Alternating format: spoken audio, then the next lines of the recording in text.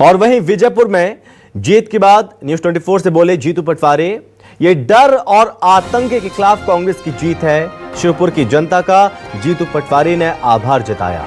बता दें कि यहां से विजयपुर में मुकेश मल्होत्रा ने जीत दर्ज की है। रामनिवास रावत को हराया, जो कि पहले कांग्रेस में थे, वो कांग्रेस छोड़कर भारतीय जनता पार्टी में शामिल हुए। इसके बाद बीजेपी ने रामनिवास रावत को यहां से मैदान में उतारा था और रामनिवास रावत ये चुनाव हार गए। मुकेश मल्होत्रा, जो कि कांग्रेस प्रत्याशी थे, उन्होंने चुनाव जीते। इसके बाद अब जीतू पटवारी का बयान सामने आया। उन्होंने प्रतिक्रिया दी और कहा, ये डर और आतंक के खिलाफ कांग्रेस की जीत है।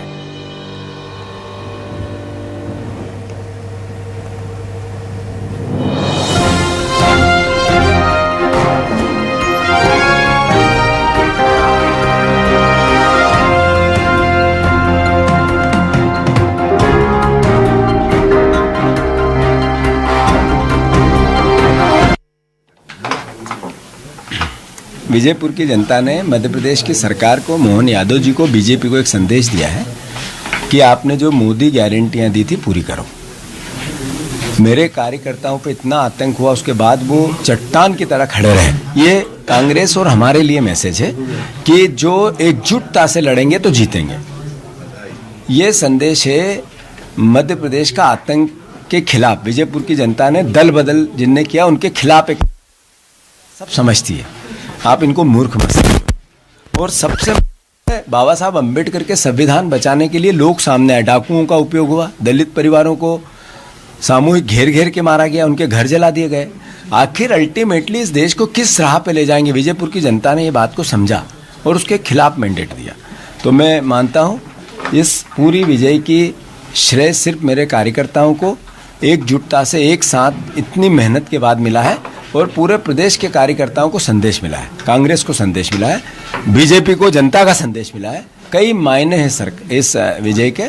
बुधनी में भी जो चुनाव है, जो 1,30,000 से था, वो सिर्फ 5, 7, 8 हज़ार पे आ गया। अभी हार जीत चल रही है। ये क्या मैसेज है? ये वो शिवराज जी झूठ बोल के गए मध्य प्रदेश की जनता से, उसके खिलाफ मैंडेट है।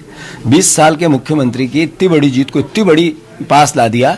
यानी जनता ने कहा कि जो कहा वो करो। अब हमें भी जनता ने कहा कि लड़ो, तो हम अब 3100 का धान इनको देना पड़ेगा, 2700 के गेहूं के दाम देने पड़ेंगे, इनको 3,000 बहनों को देने पड़ेंगे, 450 का गैस सिलेंडर, 6,000 की सोयाबीन बोले हैं। नहीं देंगे तो हमारा सामना करना पड़ेगा। हमें तो करना ही है भाई, जनता की लड़ाई तो लड़ेंगे ही।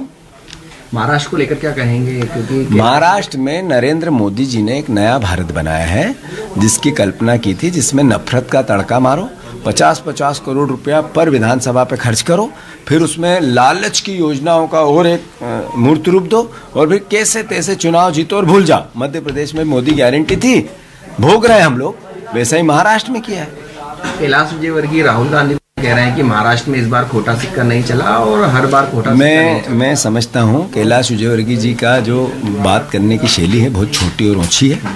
मैं उसका जवाब नहीं देना चाहता। और जहाँ तक प्रश्न है राहुल जी को लेकर, नरेंद्र मोदी जी से ज़्यादा वोट से जीते, वो पड़ोस की ही सीट थी। अगर उनको अगर खोटा सिक्का बता रहे हैं तो ये फिर कौन से सिक्के बचे? ये ऐसी भाषा और इसी ने मध्य प्रदेश और देश ने एक संदेश दिया अलग अलग समय पे, आने वाले